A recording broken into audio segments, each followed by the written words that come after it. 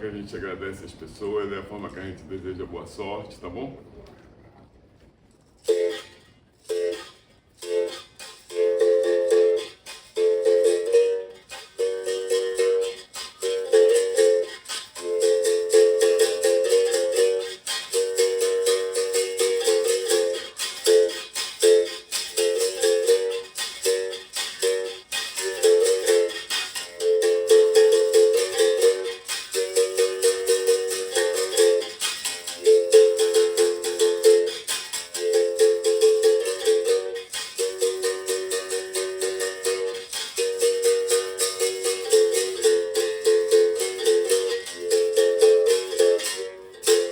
Salve!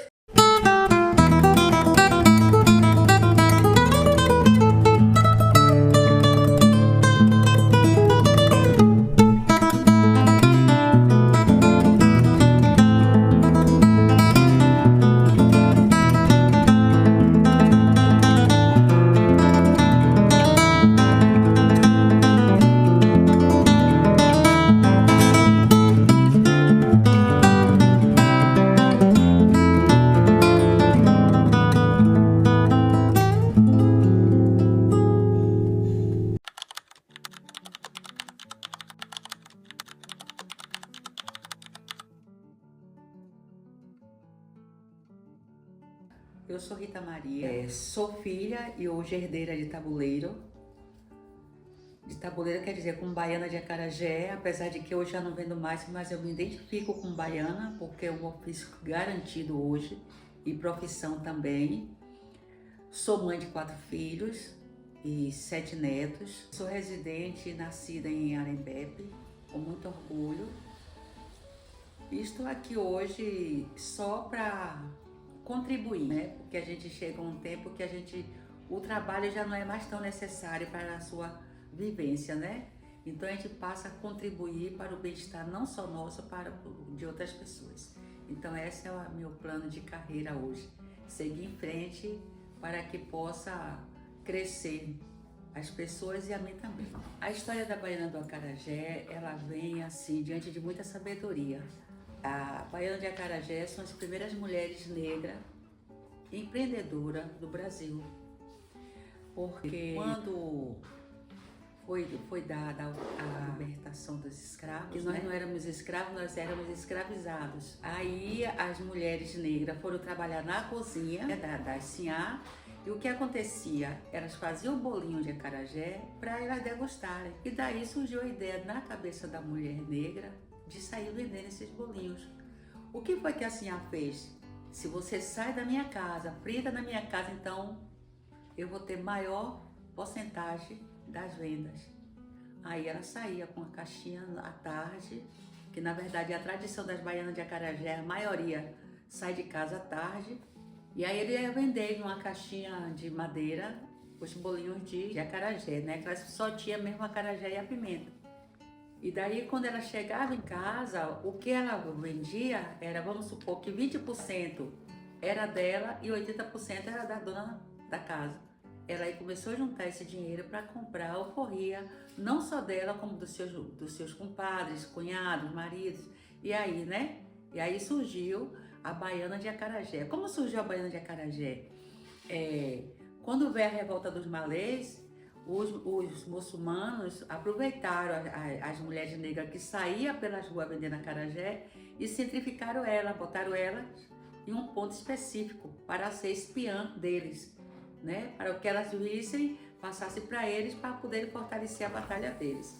E aí surgiu a Baiana de Acarajé, né? Então, quando você procura ver o mercado informal, surgiu pela uma grande necessidade de libertação, né? Que foi as primeiras mulheres negras, que foi a vendedora de acarajé, depois as mulheres negras que foram para o mercado informal de lavar roupa, que foi as ganhadeiras, os homens carregar água, outros carregar pedra, e aí eles foram comprando a carta de alforria deles e se libertaram. É que infelizmente não é totalmente liberto, nós não somos totalmente, né? Tem sempre as restrições.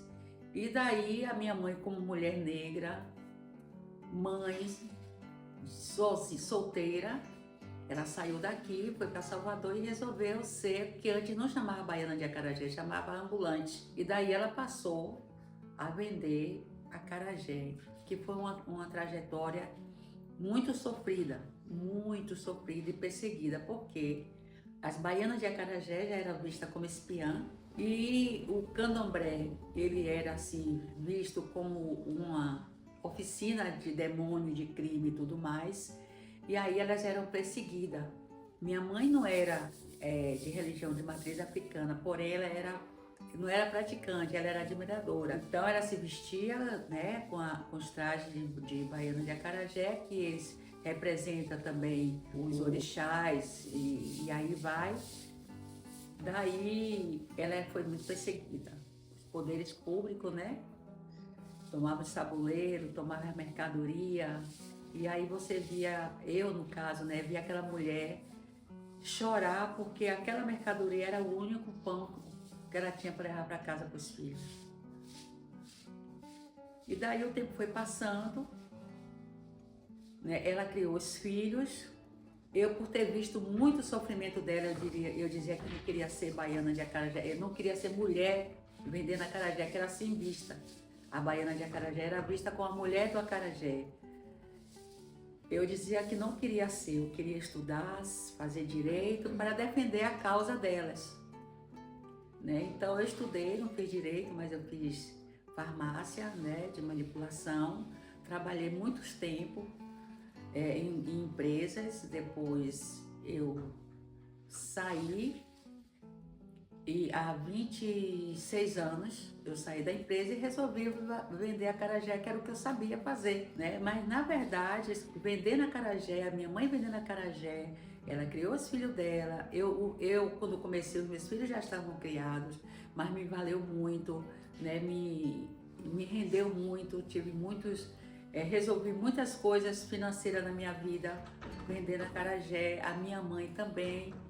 E hoje, na verdade, na minha família, a maioria são herdeiras de tabuleiros, né? As minhas sobrinhas vendem acarajé, irmã minha vende acarajé. E eu hoje já não vendo mais acarajé. Eu hoje vendo acarajé quando alguém encomenda, né? Mas hoje eu tenho uma outra função em defesa da baiana de acarajé. Que graças a Deus hoje nós não somos mais a mulher do acarajé. O acarajé, a baiana de acarajé hoje é ofício, tombada pelo IFAM, né? E eu represento aqui no município de Camaçari a ABAN, que é a Associação Nacional de Baiana de Acarajé. Então eu represento a ABAN, o núcleo em Camaçari, né? Nessa luta para o bem-estar da baiana de acarajé. Cada dia mais ela crescer, cada dia mais ela ser respeitada e vista, que a baiana de acarajé tem o seu lugar na cultura, no turismo, na ancestralidade, e que ela seja cada dia mais respeitada. Eu, por exemplo, em Camaçari, entrei com um pedido no Conselho da Saúde para que as baianas de acarajé elas tenham um acompanhamento periódico, né, para que ela venha a ser mais cuidada diante do ofício que ela tem. Então, não foi tão ruim, né, seguir o ofício de minha mãe, porque as minhas irmãs, as minhas sobrinhas hoje vivem disso, sobrevivem, né, no tabuleiro. Quando eu voltei a vender acarajé, a gente já estava passando por um processo de respeito. Mas eu vendendo acarajé junto com minha mãe, os maiores desafios foi com os poderes públicos. Como eu acabei de dizer, o que a gente chama hoje o RAPA, né? Ou então os guardas municipais, que eles tomavam o tabuleiro dela. Eu junto com minha mãe, eu chorava muito, porque eu via ela sofrer, né, com aquilo. E aí isso para mim foi uma dor muito grande, ver as lágrimas de minha mãe ser derramada por conta dos poderes públicos que proibia a mulher ou a baiana de acarajé estar em vias públicas vendendo acarajé. Então isso para mim foi muito doloroso, ver o sofrimento dela. Foi muito doloroso e aí a gente não tinha o respeito. Minha mãe tomou sol forte, muita chuva, muita discriminação. E eu junto com ela, porque eu era a única da família que acompanhava ela. isso para mim foi muito doloroso. Esse foi um dos maiores, as maiores dores que eu tive como baiana de acarajé, foi ver a minha mãe chorar. Hoje, a baiana de acarajé, ele é ofício, né? E tombada, ela é patrimônio histórico do Brasil. E no município de Camaçari também ela é patrimônio, né? Porque depois que ela é tombada pelo patrimônio histórico, né, que é o IPHAN, os municípios têm que dar também seu patrimônio. Então, Camaçari é um dos únicos municípios do estado da Bahia que as baianas têm patrimônio. Então, assim, a gente às vezes, eu, por exemplo, né, como sou coordenadora, quando eu procuro os órgãos públicos para um bem-estar das baianas, hoje, eles atendem, né? Por exemplo, agora mesmo, estamos entrando em contato com a Anvisa para orientar as baianas de acarajé como lidar com a higiene diante do seu produto. E esse curso quem vai dar é a Prefeitura de Camaçari. Então eles atendem, né, quando é preciso. E também dá licença para que ela esteja em áreas públicas, faz quiosque. Eles dão um certo suporte.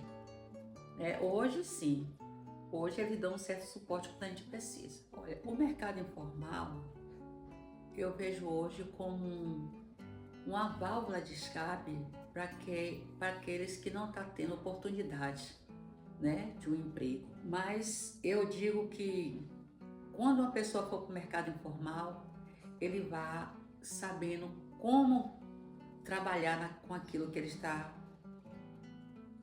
levando para a rua, né? Qualidade, saber precificar os seus produtos para que tenha renda, né? E saber também aonde, né, está com seus produtos para venda, procurar um lugar melhor, porque tem lucro, e é bem-estar também. Quando nada, tem pessoas que procuram hoje o mercado informal para que não tenha que dar satisfação em empresa, né?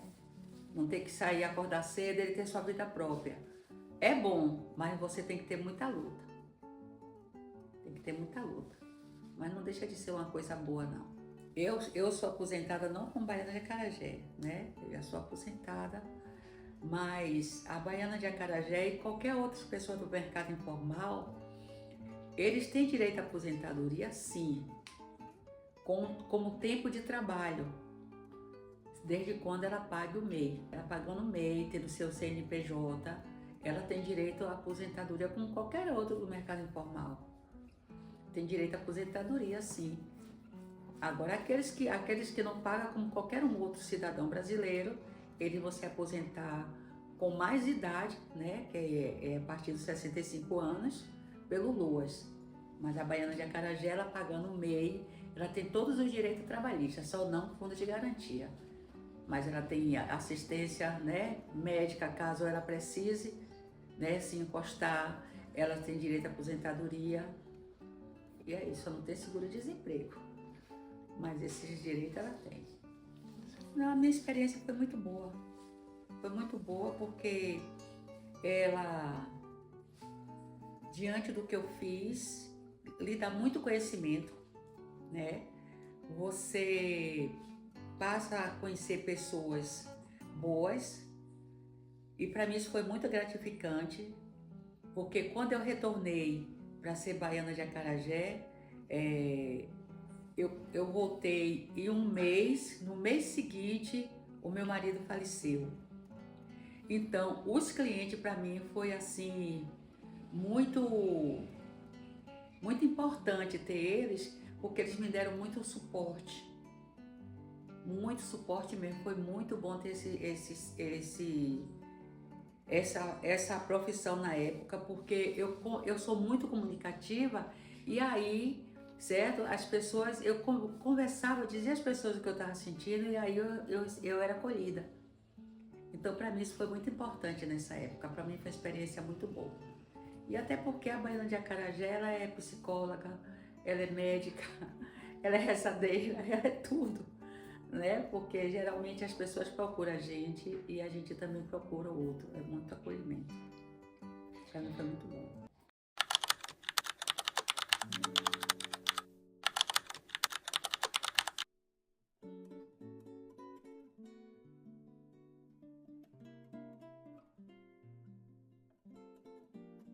Meu nome é Luiz Cláudio de Santana, faço agora no dia 22 de agosto 62 anos, sou filho de Ednorá Maria dos Santos de Santana, Claudinô Cassiano dos Santos de Santana.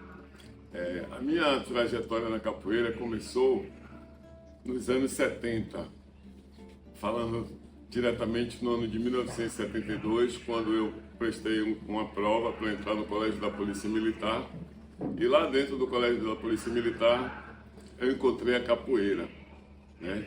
A capoeira era ensinada por um cabo chamado Cabo Edson, e tinha um soldado que eu não me lembro o nome de guerra dele, mas eu sei que o nome de capoeira dele era a Boca do Mundo. E depois veio o nosso grande mestre Ezequiel, né? Saudoso mestre Ezequiel. Depois, estudando eu no colégio militar, tinha muitos esportes a serem praticados, então eu fui praticar natação, basquete. E já com 14 anos, sentindo a necessidade de me defender, eu fui olhar vários tipos de artes marciais, de luta de defesa, e a que se identificou mais comigo foi a capoeira. Então, eu encontrei lá no Largo da Piedade o mestre Marcos Alabama e comecei a treinar capoeira com ele. Naquele tempo, nós usávamos faixa de capoeira, então com ele eu peguei até a faixa amarela, depois ele me deu um cordão vermelho. Daí, eu já com 19 anos, né, fui para o excesso de contingente no Exército. A Prefeitura Municipal de Salvador abriu concurso para salvar vidas. Eu prestei o concurso, passei, e ainda fazendo capoeira com o mestre Alabama. Lá eu encontrei vários colegas meus salva-vidas que treinavam capoeira no Centro Histórico da Bahia, na Associação de Capoeira Mestre Bimba. Naquele tempo, quem tomava conta era o professor Rubens, que hoje é o conhecido no mundo inteiro Mestre Bamba. Então, na Associação de Capoeira Mestre Bimba, deixa eu ver agora, eu com 21 anos eu passei no vestibular da Universidade Católica para o curso de Educação Física, e foi onde também a capoeira me ajudou, que lá tem o grande mestre Saci, Josevaldo Lima de Jesus. Ao senhor eu devo saúde, dinheiro, obrigação, que me manteve na monitoria da disciplina capoeira, e sendo parte dessa monitoria, eu não pagava as mensalidades, só pagava a matrícula. Então eu tinha vantagem de, naquele tempo, tinham poucas pessoas, assim, vamos dizer, que podiam pagar a universidade privada, né? Não vamos falar de cor nem de descendência, mas poucas pessoas que poderiam pagar universidades privadas. E o mestre me manteve lá. Para vocês terem uma ideia, a monitoria só se podia ficar 1 ou 2 semestres, e ele me manteve os 8 semestres, que o curso era um curso de 8 semestres. Então não posso dizer que ele não foi importantíssimo, né? Mas já nesse desenvolver, treinando na Associação de Capoeira Mestre Bimba, eu fui morar no bairro de Itapuã e abri o meu primeiro espaço de trabalho informal. Porque fazendo parte da Associação de Capoeira Mestre Bimba, estando dentro do Centro Histórico de Salvador, o trabalho informal já acontecia, porque era um local onde se passavam muitos turistas e a gente dava aula, fazia todo tipo de trabalho, e o dinheiro não era só para o mestre, né? O mestre também deixava que nós ganhássemos o nosso. Então já começava ali uma forma de trabalho informal, que você não tinha caderneta, que você não tinha caderno de ponto, mas que as pessoas chegavam ali, perguntavam quanto era a aula, você fazia uma aula e você tinha a sua parte. Aí já como acadêmico de educação física, eu fui trabalhar na minha primeira academia, que eu dei aula na Academia Atlética, lá no Farol de Itapuã, já como professor. E aí já começava o pagamento já ser pela secretaria, todo no dia do mês certinho. Dando aula em vários lugares, implantei a capoeira junto com o mestre Djalma em Vilas do Atlântico. Eu fui convidado, o mestre Zé Doró, meu amigo, foi embora morar na França, ele era professor do Colégio Maristas, de Salvador, lá no Canela, e eu participei de uma entrevista e fui aprovado para ser professor, que eu era um professor assim, Denorex, né? Eu substituía o professor de basquete, eu substituía o professor de natação, eu trabalhava com capoeira e musculação. Musculação para os alunos do primeiro ao terceiro colegial, e as outras disciplinas da quinta até a 8ª série, todo mundo poderia fazer todo o esporte que quisesse. Lá no Colégio Marista eu trabalhei por 16 anos. E aí já em 97 eu vim para cá. O trabalho informal no Nordeste, ele é muito desvalorizado. Então eu nunca sabia qual era o meu quantitativo financeiro do fim do mês, se eu fosse contabilizar com relação dos meus alunos de capoeira.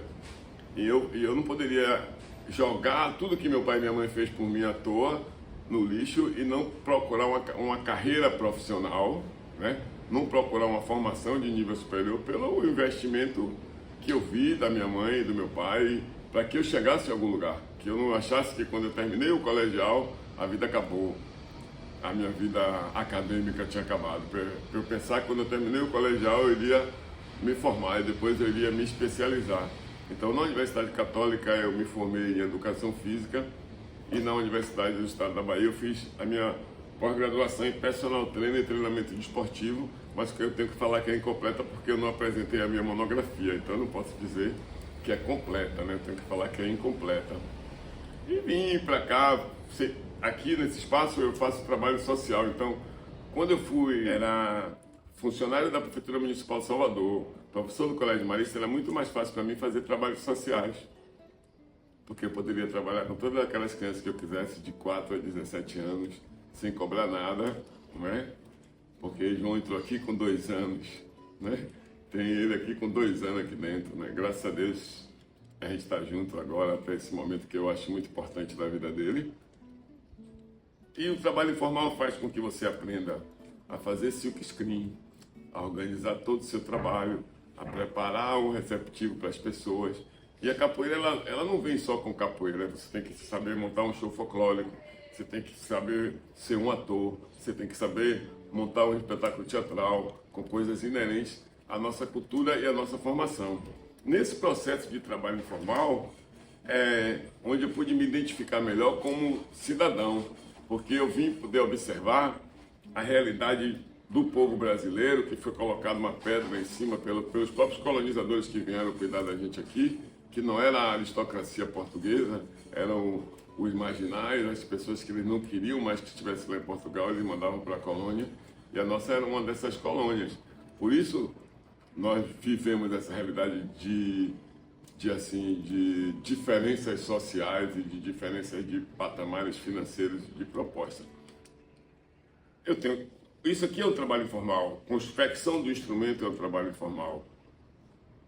Estamparia do uniforme é um trabalho informal.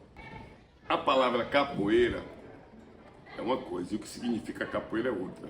A palavra capoeira é uma palavra indígena que vem do Tupi-Guarani, que ela significa mato que foi cortado, ou a mata da capoeira, ou floresta de pequenas árvores, e até tem mais muitos outros significados. Galos de carregar, cesto de carregar os galos de briga, que é o chamado galo dos capões. Isso é o significado da palavra capoeira.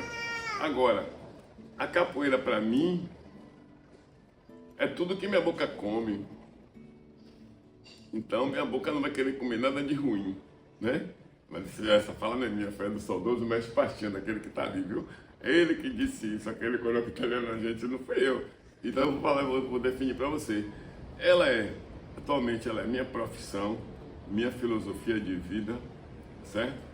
A minha defesa pessoal, certo? A minha terapia, aí minha irmã, o meu esporte, ela é muito rica. Ela é tudo o que eu posso ter a capoeira como esporte se eu participar de uma competição em que você tem o meu peso, eu tenho o seu peso, nós vamos entrar num espaço de 2,5 metros de raio e que vai ter uma área de segurança que você não pode me botar para fora dali, nem eu posso botar você, e você não pode dar nenhum golpe nem na minha genitália, nem na minha face. No resto, o pé entra e a queda entra. Isso é capoeira no âmbito esportivo, né? A capoeira terapêutica, vamos dizer, eu tenho uma equipe de terceira idade, todo mundo acima de 65 anos, e que a gente se encontra para cantar, para tocar instrumento, para movimentar o corpo em um processo de capoeira que envolva. Ela pode ser a minha brincadeira, a minha diversão, o meu brincar. Eu posso estar com as minhas crianças Se for meus netos, já entra na roda. Mas eu posso dizer que posso estar com as crianças de 4 anos para cima e a gente vai brincar de capoeira. E posso estar com o João, que agora que já é um corda vermelha, que vai falar assim, agora eu quero aprender a me defender com a capoeira. Aí a gente entra em outro processo. Então ela é minha luta, é minha terapia, é o meu trabalho, é o meu esporte, é a minha filosofia de vida. Quando eu terminei o meu serviço na Prefeitura Municipal de Salvador como guarda-vidas e o Colégio Maristas no Canela fechou, eu já fazia o trabalho social, que era o meu trabalho informal. Só que no meu trabalho social eu não vou dar uniforme para adulto, eu não vou dar aula de graça para adulto. Eu posso fazer tudo para criança, para jovem, para adolescente, mas quando eu vou 18 anos eu tenho que pagar mensalidade. Porque é como eu vou dizer para você que treina comigo. Nenhuma pessoa vai ficar te dando nada gratuito, viu, minha filha? Você não leve fé em ninguém que queira te dar nada gratuito. Você não leve fé, você queira alguém que queira criar um campo de trabalho para você. Aí está sendo uma pessoa real com você, porque vai te acostumar mal se você ficar achando que as pessoas vão te dar as coisas. Vai chegar no momento que você vai estar encurralada. Você vai ter que ofertar algo em troca. E que nós não sabemos o que pode ser. Depende do percurso de vida de cada um. Você vai ter que ofertar em troca. Porque ninguém vai ficar... Então, o trabalho informal foi a forma que eu achei de cuidar do meu povo. De eu poder falar para ele de direitos e deveres. De eu poder ensinar a capoeira a ele como um veículo socioeducacional. Eu não tinha como eu fugir do trabalho informal. Apesar que eu trabalhei de carteira assinada, né? Como professor de capoeira. E tem um detalhe, a maioria dos capoeiristas estavam no trabalho informal porque tinham dificuldade de acesso às universidades e a legislação brasileira falava que você só podia dar aula nas escolas se você fosse formado em educação física. Então você tinha que unir o útil ao agradável. Você já era capoeirista por experiência e tinha que, vamos dizer, eu era professor de fato, quer dizer, a minha comunidade me consagrou professor. Eu ia buscar minha formação de professor de direito, eu ia cursar minhas matérias para chegar lá e receber o meu diploma de professor de uma universidade, de um espaço educacional, né, conceituado. Existem várias leis agora, mas nós estamos tentando melhorar, tipo até que eu botei a confecção dos nossos projetos, porque está sendo difícil a gente ser contemplado, mas a gente não está desistindo de estar participando dos editais. Estamos tentando, mas como eu falei para eu tenho uma aluna aqui que é diretora de escola, todas as duas maiores escolas aqui, elas treinam aqui com a gente. Eu falei, eu não acredito mais nessa prefeitura daqui, eu quero correr edital do estado. Porque toda vez no município só vai as pedras marcadas. Por isso mesmo, porque os jovens têm que construir uma outra história. Os jovens estão esperando terceirização. Não, os jovens têm que querer estabilidade de emprego, concurso público. Você só vai sair se você roubar, se você faltar 30 dias seguidos ou se você faltar 60 dias alternados no ano. Fora isso, você vai fazer uma carreira e você vai se aposentar com 30, 35 anos, com todo o seu vencimento, com o dinheiro que você não vai precisar catar lata. Mas o que é que eles estão fazendo? Com esse tipo de educação que estão jogando na rua, estão transformando você que, assim, você é peixe de quem? Para você trabalhar, você tem que seguir a tal política, Então vocês têm que combater esse formato, porque esse formato vai fazer você chegar 50 anos, 40 anos, você está desempregada e o mercado de trabalho sem querer lhe absorver. O seguro-desemprego eu recebi o último agora quando eu saí da escola MEPALBER, aposentadoria aos meus tempos da Prefeitura Municipal de Salvador, do Colégio Marista, da Predial Serviço, do Grupo MAP, da Maria Alice, do Grupo MAP, da Predial, da GPS, tá aí, eles estão contando para mim, para minha aposentadoria, se eu trabalhei subordinado mais de 30 anos, entendeu? Eu tinha que buscar um trabalho subordinado para poder continuar fazendo capoeira com eles relaxado. Eu tinha que ter meu contra-cheque, meu dinheiro todo mês lá certinho, minha carteira assinada, 40 horas semanais, plano de saúde, todos os meus direitos de trabalhistas. Então eu não conseguia viver só se eu tivesse que ser só taxista e capoeirista, eu ia largar a capoeira. Porque eu não ia conseguir sustentar minha família só com a capoeira. Tenho até colegas que conseguem isso, tem uns trabalhos grandes em outros países, mas eu não ia conseguir naquele momento da minha vida. O voluntário é minha turma infantil os adultos vão continuar, quem entrar vai pagar. Eu vou fazer eu vou, assim, o menino, vamos dizer, o pai morreu ali na praça, chacinado. Eu vou jogar ele na rua, eu vou cuidar dele. Enquanto eu puder, os meus alunos adultos que me ajudam a cuidar das minhas crianças, né? Quando eles pagam a mensalidade deles, né? Tipo, agora o que eu podia fazer? Eu vendi uma calça por R$50. Foi um preço simbólico para que a gente pudesse fazer coisas, para que todos eles pudessem ter a calça nova, né? E tem mães que até hoje não pagaram, e que a filha fala, ela toma cerveja todo dia, mas eu vou me meter nisso, eu vou curtir a filha, sacou?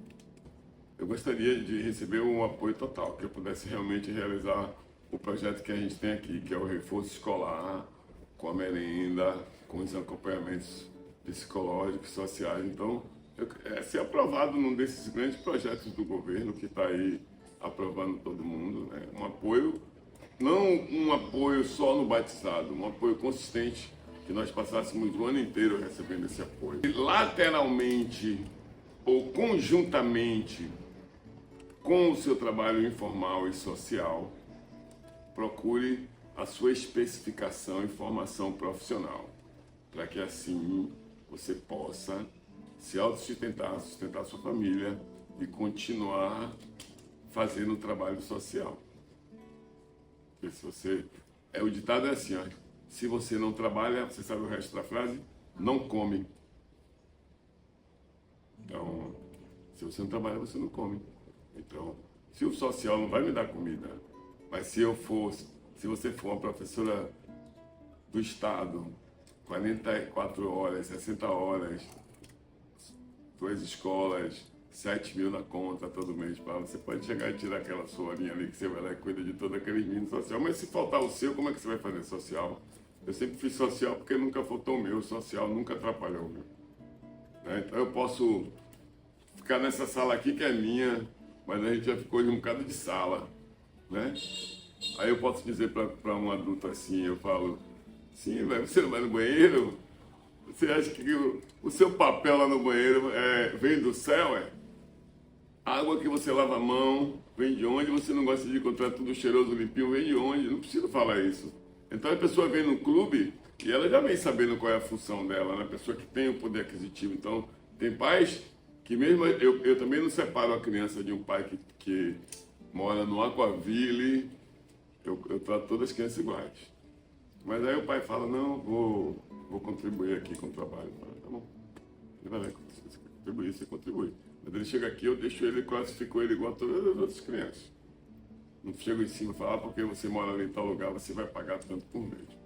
Aí a pessoa que vai perceber qual é a nossa onda aqui dentro. E vocês nunca desistam dos seus sonhos e que você transforme os seus sonhos em objetivos.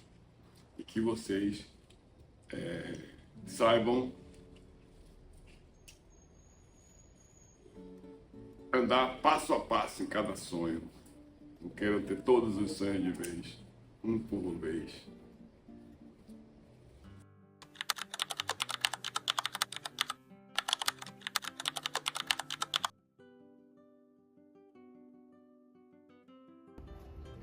Então, eu sou Fernando, né? Nasci em Camaçari, já vivo aqui há muitos anos, né?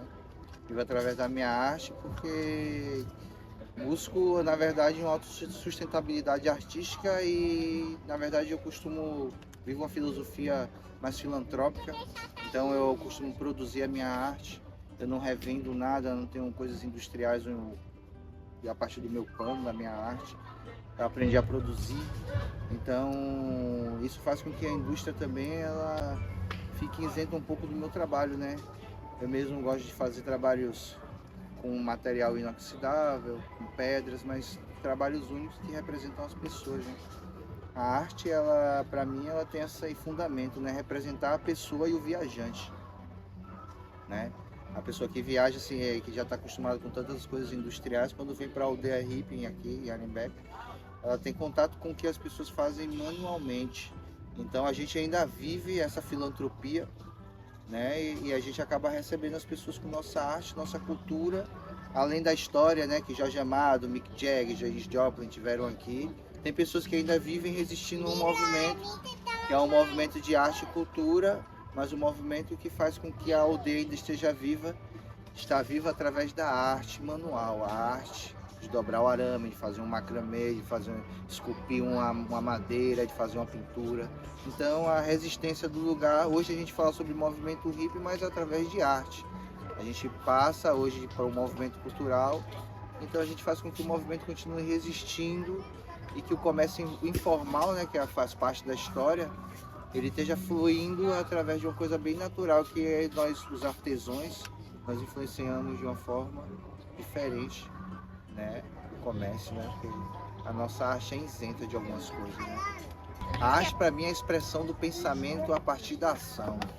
A arte pode ser corpo, mente, você pode ser um artista plástico, ou você pode ser um dançarino contemporâneo, ou você pode ser o que você quiser. Tudo que você sente e expressa vem de dentro, é a sua arte de expressão.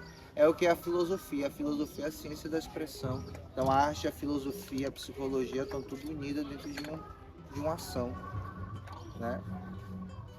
Eu comecei a trabalhar porque, tipo assim, primeiramente onde eu nasci se dava muito visão pra galera que tinha, tipo, mais qualificação na minha idade, na época. Tipo, o sistema, ele dava, por mais que eu tivesse terminado o estudo do ensino bem rápido, tinha um processo muito grande até buscar o que era o fundamental, que é o alimento diário, é uma busca. Então, o polo petroquímico, a Ford, na época, eles não ajudavam muito, não abriam muitas portas para todo mundo que era local. Traziam mais pessoas de fora para trabalhar porque eram mais qualificadas. Porque na época, talvez o sistema da minha cidade também não ajudava tanto, né? Camaçari é uma cidade rica, mas uma cidade industrial. Infelizmente, eles ainda não têm ideia, mas têm ideia, na verdade, porque eles não valorizam muito o movimento cultural, porque a cultura, querendo ou não, nas cidades, ela não abre muitas portas para o jovem. Camaçari, quando chega num certo horário, final de semana, não tem nada. Não tem nada, então o jovem fica ali de bobeira, ou fica no celular, ou vai na casa do amigo, ou sai de lá para curtir outra história.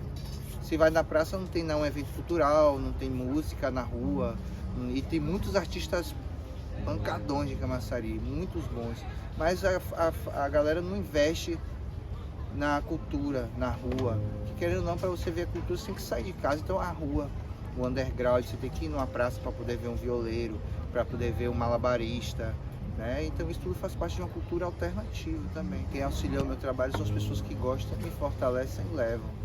É uma troca de energia, meu trabalho é uma troca de energia. Ninguém sai de casa normalmente dizendo que vai ajudar um hippie, um artesão. Hoje eu vou sair e vou ajudar um hippie, é bem complicado. Então ele tem que, além de tentar trabalhar sua criatividade, fazer uma arte que a pessoa olhe, se sintonize e que simplesmente role uma troca de energia natural. Isso que faz a natureza da história, né? Essa troca. Eu gostaria que, de verdade, se as pessoas da minha cidade, tipo, principalmente o turismo, as secretarias de turismo, eles poderiam visualizar mais aqui como um ambiente sociocultural, fazer com que as pessoas venham mais, não visem só Praia do Forte, porque não é Camaçari, é Mata de São João.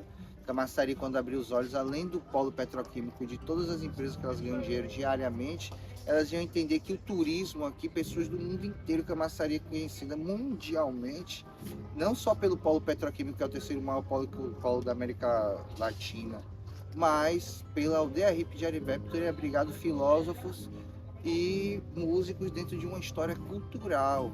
Então as pessoas que passaram aqui, estão aqui, ainda lutam para preservar o meio ambiente. Arimbé já cresceu pelo lado do Piruí, para vários lados, mas a aldeia ainda tenta se conservar assim, ó. Casas de palha, cultura, resistindo, apesar das tempestades que se passam, porque não tem paraíso na terra. A gente não pode fechar os olhos para isso, não existe paraíso na terra. Mas a aldeia é um lugar onde você pode trabalhar, andar com seu celular. É um dos lugares turísticos ainda no mundo, onde você pode ficar à vontade, onde você não paga para entrar.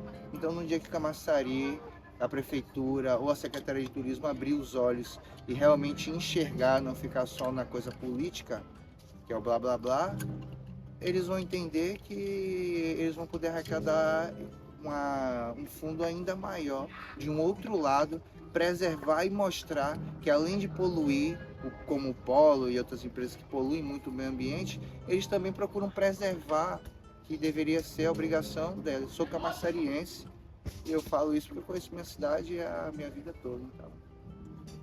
Então, o meu trabalho eles não vão influenciar não, porque o meu trabalho ele é minha criatividade, então eles não vão me influenciar de uma forma direta. Mas se eles quiserem influenciar de uma forma direta para prosperar mais, é abrir mais portas e mais oportunidades, tipo, pessoas que estão vindo de outros estados e outros países querem conhecer o lugar e ao invés de vir para Arembepe, fazer parte de um roteiro turístico, às vezes eles levam direto para um lugar que é um monopólio de apenas capital. A gente precisa do capital para viver, mas se a gente para no capital e tem um pouco de cultura, a gente vai enriquecer a mente com uma coisa diferente. Aí a pessoa o viajante que chega, além dele deixar um pouco do dinheiro para fortalecer os alicerces de um ambiente, ele vai levar um pouco de cultura para casa, vai se preencher na viagem. Continuar, persistir, e der errado, continue de novo, que a hora vai dar certo. Não pode desistir de bobeira, se tá afim, vai. Enquanto tiver saúde, se tem saúde, enfrenta, não tiver, para. No dia que não tiver mais saúde, para. Mas enquanto tiver saúde, cada um tem que se virar como pode. A gente não pode ficar muito dependendo de pessoas que talvez nossos pais são massa, mas tem hora que a gente precisa quebrar o cordão, As inseguranças às vezes de sair de casa, será que eu vou comer? Será que eu come, bebe, faz tudo igual, faz até melhor, às vezes com mais liberdade. Às vezes é necessário quebrar o cordão umbilical para poder estar aberto a outras vivências. O que me motiva é amar a aldeia, eu amo muito esse lugar, eu sempre vim aqui, eu sou meio suspeito, eu gosto desse lugar, por mais que eu tenha viajado para qualquer lugar. É um lugar que, para mim, tem uma coisa especial, que a aldeia ela tem uma energia de aprendizagem muito forte, me deu tudo dentro da minha questão, vivência, arte, cultura, família. Então aqui a gente procura viver de uma forma mais natural, mas estar aqui para mim é fazer o lugar viver e continuar existindo através dos antigos que já passaram também. A gente tem que estar aqui na realidade. Vivo bem, graças a Deus, e cada um se sinta bem como quiser ser, e acho que somos livres, de paz e amor. É isso aí mesmo.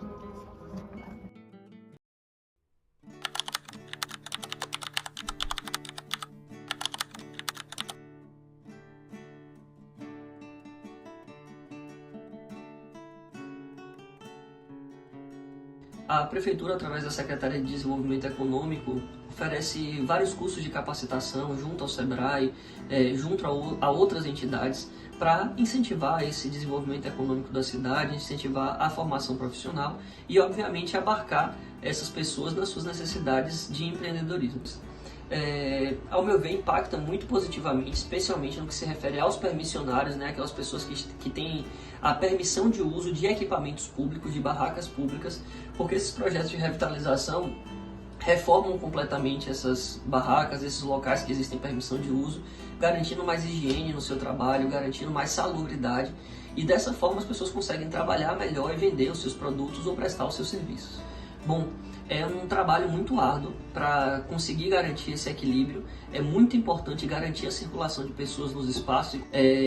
A gente não pode permitir que o trabalho informal viole o direito das pessoas de ir e vir, o direito de livre acesso das pessoas e o direito a um ecossistema equilibrado e organizado na cidade. Então é um desafio muito grande que em todos os dias a Secretaria de Desenvolvimento Urbano, a Secretaria de Serviços Públicos e diversas outras estruturas do município precisam trabalhar para garantir um município ordenado para que as pessoas possam circular livremente. Hoje, especialmente nos últimos 10 anos, houve uma crescente na demanda do trabalho informal na cidade, especialmente os trabalhadores ligados a plataformas digitais. Esses trabalhadores que trabalham muito com entrega, com transporte por aplicativo, se tornaram muito importantes na dinâmica da cidade, inclusive ajudando a cidade em momentos de crise de transporte público e também em crises relacionadas à geração de emprego. Esses trabalhadores podem, no seu papel, ajudar no desenvolvimento da cidade, mas precisam também ser observado pelas políticas públicas, porque normalmente eles não têm acesso a algumas garantias trabalhistas que os trabalhadores formais possuem, como fundo de garantia, como seguro-desemprego. Toda cidade é zoneada, né, através do plano de desenvolvimento urbano, e dentro desse plano de desenvolvimento existem áreas comerciais, áreas residenciais da cidade, e obviamente o comércio, seja formal ou informal, precisa estar delimitado nessas áreas, né? Existem estruturas públicas no município, alguns mercados. Tem a feira da cidade, que fica no centro da cidade. Existem feiras em áreas específicas, Barra de Pojuca, em Monte Gordo. Existem feiras livres que são montadas e desmontadas em determinadas épocas da semana. Então, enfim, existem equipamentos públicos destinados a trabalhadores informais e a trabalhadores também que são microempreendedores individuais, que possuem formalização específica, mas não possuem grande estrutura de trabalho. Logo no início do ano, no mês de janeiro, final de janeiro, início de fevereiro, existia uma quantidade muito grande de ambulantes que estavam se fixando na região da Praça Montenegro, né, em frente à igreja matriz da cidade, e que inclusive acabava atrapalhando o livre acesso, o trânsito das pessoas. Então essas pessoas foram conduzidas pela Secretaria de Serviços Públicos para uma nova localidade, ao fundo da feira, numa região com cobertura, com abrigo de sol. Então evitou que essas pessoas atrapalhassem o trânsito das pessoas, mas sem que elas perdessem o seu lugar de acesso a meio de subsistência, de sobrevivência. Então é um aspecto positivo que já foi conseguido logo no início da gestão, e muitos outros trabalhos estão sendo desenvolvidos para que nesse espaço de 4 anos se atinja o melhor resultado possível. Bom, em diversas áreas que estão sendo revitalizadas, os permissionários que já estão no mesmo espaço há muito tempo estão sendo cadastrados para que, após a entrega desses quiosques, desses pontos específicos nos espaços públicos da cidade, essas pessoas possam exercer o seu trabalho nessa localidade, agora com muito mais estrutura, com muito mais dignidade, mas também com padronização. Os tamanhos desses quiosques devem ser padronizados, a estética desses espaços precisam ser padronizadas, para que a cidade seja toda ordenada. Eu não posso, numa praça que tem 10 quiosques, 8 quiosques, permitir que cada um tenha uma estrutura diferente, uma estética diferente, porque senão eu vou poluir visualmente a cidade. Também não posso permitir que as extensões deles sejam feitas de forma muito forçosa, né? Eu tenho que garantir que o tamanho, a dimensão deles sejam proporcionais. E quanto aos trabalhadores informais ambulantes, esses sim precisam trabalhar de forma ambulante, né? Eles precisam se movimentar pelo espaço público e não ficar parados em um só lugar, porque senão desconfiguraria o seu tipo profissional. Bom, é importante que se busque o equilíbrio entre o desenvolvimento urbano e a economia informal, mas que se busque também reduzir a cada momento a economia informal, para que esses trabalhadores que estão em um momento por uma necessidade na informalidade consigam formalizar os seus negócios. Então, abrir a sua pessoa jurídica, conseguir recolher os encargos necessários para que o seu trabalho se desenvolva, porque também vai proteger essa pessoa. Se ele consegue pagar o INSS, em algum momento ele vai conseguir se aposentar. Se ele consegue ter uma empresa aberta em seu próprio nome, as pessoas que trabalham com ele conseguem ser formalizadas também e ter direito a fundo de garantia, seguro-desemprego, a tudo isso que envolve um ecossistema de garantia de direitos sociais. Então, a informalidade precisa ser vista como algo que é real, mas precisa ser encarada para que, na melhor forma de trabalho possível, ela vá diminuindo gradualmente para dar espaço a uma economia formal por esses mesmos agentes. É um desafio muito grande, especialmente porque o número de trabalhadores informais é crescente em todo o país e o espaço público precisa ser utilizado de forma ordenada. Então a gente não pode permitir que qualquer pessoa utilize o espaço público da forma como bem entender para a oferta de um produto ou de um serviço. Esse trabalho precisa ser regulamentado. Existem estruturas no município, como a Secretaria de Serviços Públicos, que ordena os ambulantes, como a SEDUR, que ordena os permissionários, e tudo precisa ser feito dentro desse ordenamento. Então é um grande desafio garantir com que esses permissionários, por exemplo, que é quem tem barracas em lugares públicos, obedeçam ao ordenamento, não façam modificações fora do planejamento, porque são muitos permissionários, por exemplo, e se todos fizerem modificações nas suas estruturas da forma como desejam, vai virar uma grande desordem pública. Então é muito difícil ordenar esse caminho, mas é também muito importante para garantir que todos tenham acesso a um espaço público ordenado e qualificado.